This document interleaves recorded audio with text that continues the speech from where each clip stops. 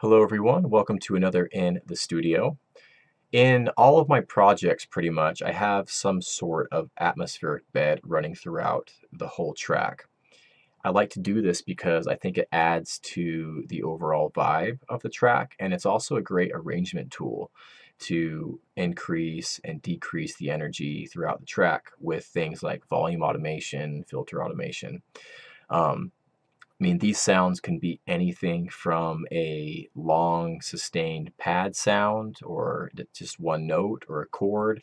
It could be a looped and heavily processed vocal. It could be some background ambience or Foley recording of some kind. It could be some rhythmic noise loop. Could be whatever. It could be anything really.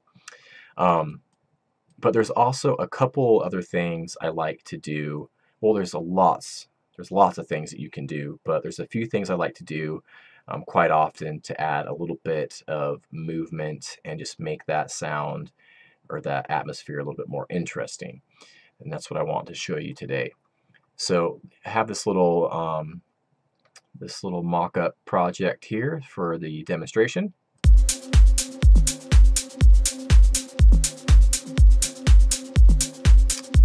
And we're going to play around with that atmosphere, that noisy atmosphere that I made some time ago. I can't remember when I made it. So the first thing I want to show you actually is something that's not going to give it any movement, but I still want to run this by you. I want to show you how to pseudo-tune a sound like this. So this works great on really noisy loops, like a white noise atmosphere of some kind that doesn't really have a tone, that maybe you want to give it a tone. What you can do is come in here, maybe this, let's say for instance you're working in C minor. You can come down to C, select the C here, 261. We'll just do a couple of these resonant spikes on the C notes.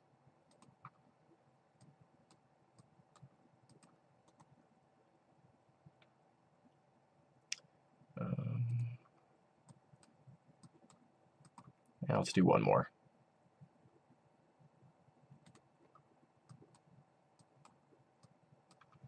And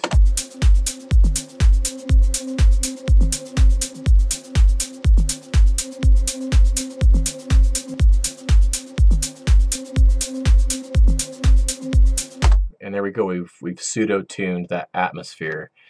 You can go crazy. You can do more resonant peaks here. You could even, I don't see why you couldn't maybe put in multiple notes and make some sort of chord here as well. And that's something that may be worth trying, not just on these types of long sustained atmospheric sounds, but all kinds of stuff I think as well, like reverbs, for instance. Okay, so that's that. Whoa.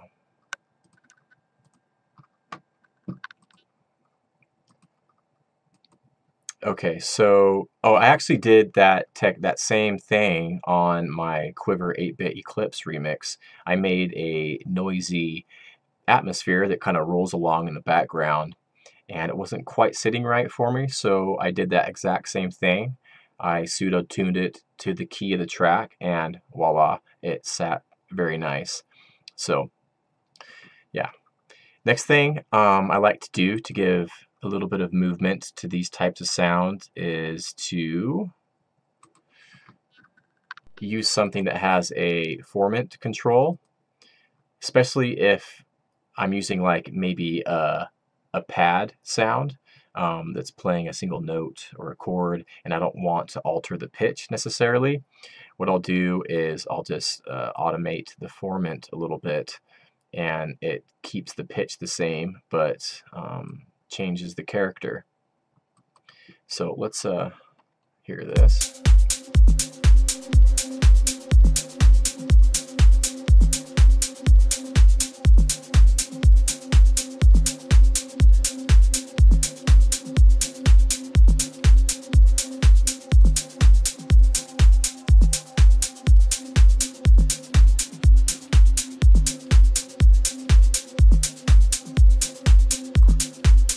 So there you go.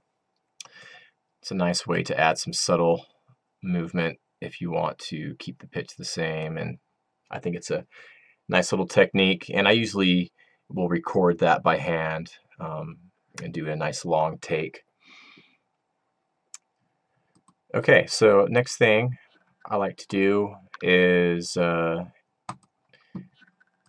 run, once I have, you know, atmosphere like this that I've made, and it's looped up and I like where it's at, but I want to give it, you know, make it more interesting throughout the entirety of the track.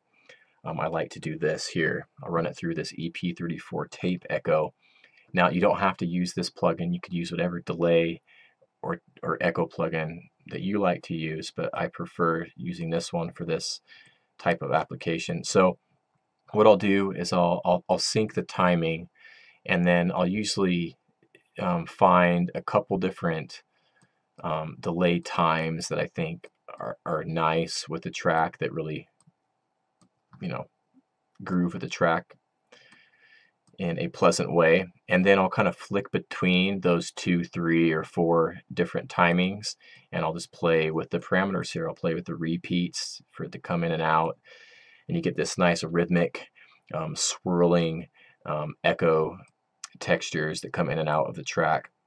And then what I'll do is I'll record that through Edison for a big long take. I'll usually go 8, 9, sometimes 10 minutes, and then I'll just put that into the project, and that's my atmosphere. I won't, you know, I won't record the automation or anything and then go back and fiddle with it and edit it. I'll just record it to audio right then and there, and then leave it alone.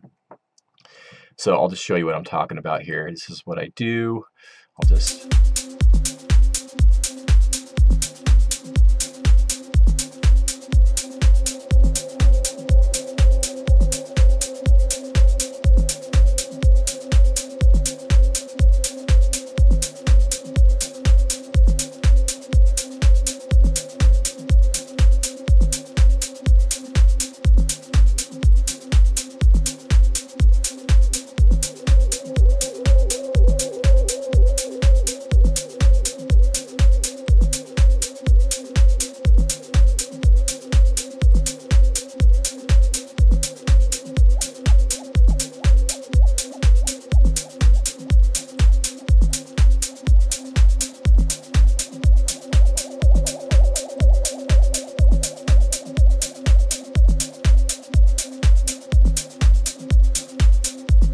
so pretty much just like that, you know.